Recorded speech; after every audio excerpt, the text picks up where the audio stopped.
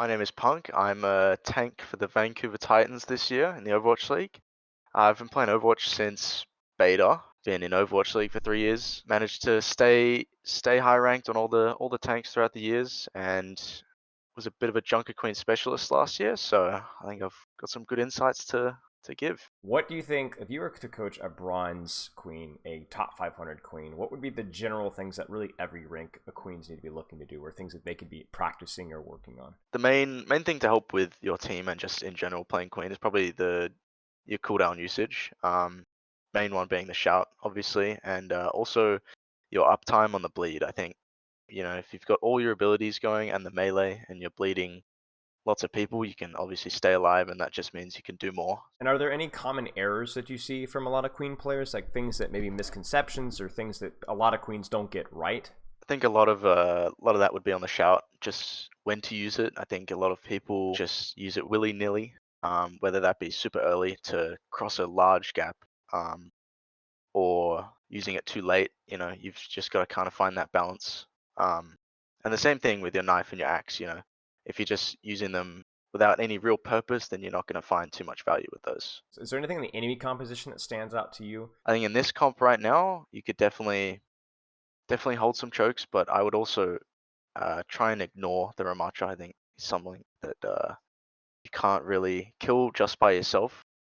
You kind of have to poke and prod and look for opportunities to kind of find that chink in the armor, whether that's Sure. like a knife that you've hit or something. Kind of have to wait and see, and then go in all in when you find a good opportunity. Okay, instantly this Symmetra kind of just got booped in the open, and she's close to you, right? Like super close. That's definitely a timing where you can just shout and you'll get a guaranteed axe basically. Once you've pushed the Symmetra back, you're super close to the other team, but you've also still got cover on the point. You're basically looking for opportunities to position yourself so that if a squishy gets too close, bang, you assassinate. You're almost like Yeah, a little mini dive tank. You see an opportunity to get a squishy, you should be hitting it pretty hard. yeah, that's what I was talking about, where you gotta kind of poke and prod. And right now, I mean, an opportunity presented it to yourself. If you didn't have shout here, I would be kind of skeptical. So the shout is what lets you quickly assassinate these targets. Yeah, it's kind of like the Hungry Hippo game. That's basically Yeah. what you're looking to do as queen. Sometimes you just go in, snatch, and Right, right. go back. But So the hippo's neck can only stretch so far. Right. mm, exactly. It's a great analogy.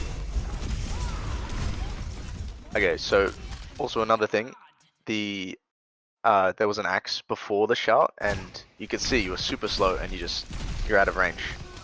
Like Ah. if you shout and then go for the axe, I'm pretty sure you'd be able to get the sim, at least hit him, and then maybe get a kill, maybe not, and you'd have time to run away if you don't. If you're just swinging the axe on a target that's not right next to you without your shout or without any sort of speed boost, it's kind of likely that they'll be able to dodge it or at least just get out Right. of the range. Right. And the irony here is that because we miss our axe, we end up having to shout anyway. Because we're Yes, standing out so in the open. yeah, it's a bit of a min-max thing, but it makes a difference.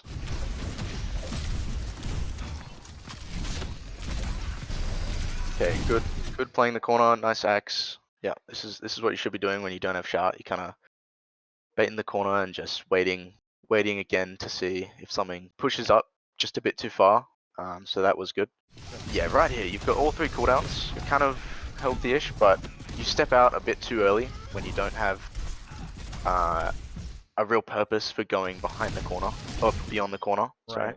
So you're swinging from here to here, but we're not pushing because we don't have our cooldowns yet. So why stand out in the open? Is that what you're saying? Yeah, well, you could do the same thing by just jiggle peeking the corner, just poking a little bit, and then when you want to go, you just bust around the corner with your shout axe, and you'll hit that sim again or hit the support, and then that provides your team some space. And Kind of a combo-oriented hero in a little sort of way. yeah, you Playing on your gotta. cycles. Yes, it's a lot about cycles and taking turns. Now, do you ever throw in melees when you're at point-blank range just to get that bleed damage going, even if it slows down your DPS a little bit? Yes, actually, that's a good point. I haven't seen too many melees. When you get that stack of the knife, the melee, and the axe, you get a lot of health, I think, with all those three up. So Okay, it's so definitely like, worth it. if you were to like, let's say, Gracie this guy and go into that axe carnage, you might do a shot into a melee afterwards. at point blank Yes. range. Say for this Kree, for example, it's a good knife. You might be able to just one-shot him with the shout axe. So I wouldn't bother with the melee, just because it'll Sure. slow you down on maybe getting the one shot. But Sure, because once you it melee, depends. there's a delay before you shoot again. Yeah, Okay. exactly. I would definitely be running away here, I think, Huh. before the end of your shout ends, because you're just caught in the open here. The whole team can swing and peek for free, and you've really got nowhere to go. You can't really use the shout the whole distance to be going in. You kind of have to make a choice halfway through, or with a couple seconds left. Like, am I going to kill them all if I keep Right. going, or is it risky? Am I going to have to get out with the last 2 seconds of the speed boost? And I think definitely I would go back here, maybe to where the Mercy is, and use that corner. Right here. And just kind of set up another choke point, and then Sure. you should be good. Use, like you said, part of that shout to either push or pull, decide, hey, how are things going, and then use the last second and a half, 2 seconds to either continue the push or disengage out. And Yeah. so you're looking at their comp Okay. here, and maybe this is something that you've got some experience into, because on paper, Rein beats Queen in the brawl mirror, being able to just hits with a hammer. So obviously, there has to be ways of counterplaying that. Do you have any ideas? Yeah. So I'm looking at the Ryan Bastion here, and the instinct is to, you've got only really one choice against that, and it's kind of to go to the extreme of what I was saying before, of waiting for your chance. You have to say, right now, I would sit behind this main corner, wait for their team to walk up a bit, and then you just have to pounce with everything, shout, axe, knife. You just have to use everything and look for a kill, because into their comp, you're just going to lose slowly if you kind of try and poke and poke and poke, And why is that? Well, obviously, the Reinhardt shield is just gonna hold up with the Bastion, and you can't really do too much. You have to kind of go all in, find the backline, or find a DPS kill. So you're kind of like, you have the speed boost, so you need to try and find a way to utilize that in some way. Yeah. Now, who would you be targeting here? I think right now the Bastion has used shift, and so I would be able to track that and just wait.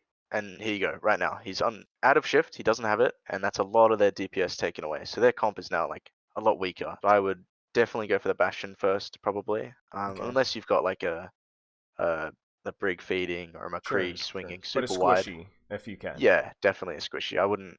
I think in general, pretty much every time, I would ignore the Reinhardt in this matchup right now. Okay, makes sense. Is there a tank that you don't ignore? Because we talked about ignoring Ram, talked about ignoring Yep. Rein. Is there a tank that you're more willing to shoot or pressure as Yes, definitely Monkey.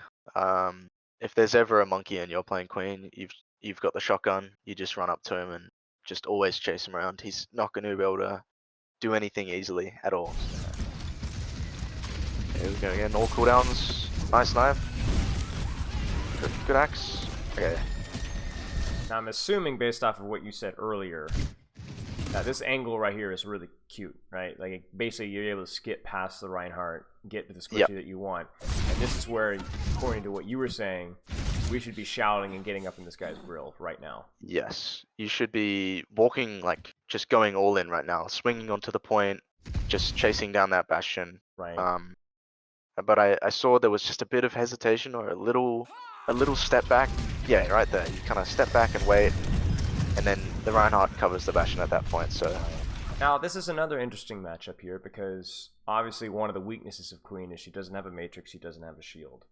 So you're playing versus something like this. Maybe the cast is a little far away. Maybe the Ana's got sleep dart. How do you approach this? Because these are squishies. We'd love to get them, but it's always an asterisk versus some squishies. it's a bit tricky because it kind of depends on the map, and just positioning. I think is all that matchup is. How you play Queen into these type of characters, you have to just find your way using the map to get close to them. You'll never be able to win if you just walk in the open.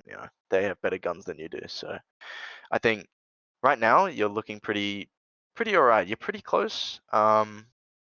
This knife looks good. I think this knife is gonna hit, so I would keep going here. But I think an ideal pathing, definitely you'd want to drop down, and you got more cover until you swing around that corner, and the support and McCree will be right there. Close the distance, but use cover the whole time. Sure, makes sense. And that knife can be a way of closing the distance for us with the pull. Yes, exactly. Okay, Bastion's using ult. Kree just used roll, I think 2 seconds earlier. I think that's definitely a time to go in. So this is where you would go again to that Symmetra thing on the first round. Shout, get in this guy's roll now. Yeah, Kree no roll right here. Shout, axe, and then use your ult. They're all lined up, and you kind of end up on that coast side, and you're looking good. Okay, no shield. Okay, now Reinhardt's useless, so I'd walk up. This is good. Take the corner. Yeah. Yep, looking for a knife kill. This is good. Okay, keep going. Nice. Got shot. Keep it going. Just keep pushing. Pull Suzu again. Alright, so it was good. You recognized that you could kill them all if you just kept going, and then that's what you did. So. We focused Rein when he was by himself, forced him out, and then took a sneaky flank path and basically got onto the back line for free. Yeah. Exactly what you were saying with the previous round. Okay. Yeah, that was good. In this scenario, I would probably help with shooting the guy on the point. So I'd probably put myself on the stairs and just kind of help the point. You know, make their Reinhardt drop or make their team look towards the point more, and then you could take the top. That's true. So somebody drops, and then now you can actually go up and push. Yes. And then from the high ground, you were talking about you have like a quick way of dropping like the Symmetra on that first round and quick drop assassinate. Okay. So obviously a lot of things that we talked about throughout the review, but were there any big pointers, big takeaways that you saw from this Junkerqueen that really would apply to any Junkerqueen? Imagining yourself as the hungry hippo with a short kind of range, but super powerful. You know, you've got all the cooldowns to close the distance. You know, remembering that you can go for those one shots, always looking to to go in and snatch someone. I think the next thing, also in this same example, is playing behind corners and setting up a bit of a kill box or a line where you want to fight. I think is something that every Junkerqueen wants to do. I think realizing when you can look for those timings to go in, with what cooldowns you have, you know. So I think if you're going out in the open, you usually you're just committing and going with shout. And if you can't kill anything, you know, reset, wait for your turn, your next set of cooldowns maybe. You don't always have to wait for the shout, but just realizing that you can't kill anything at that point, going back and setting up that line that I was talking about, and just waiting till your next cycle. All right. Well, I really appreciate this, Punk. Thank you so much for your time. No worries.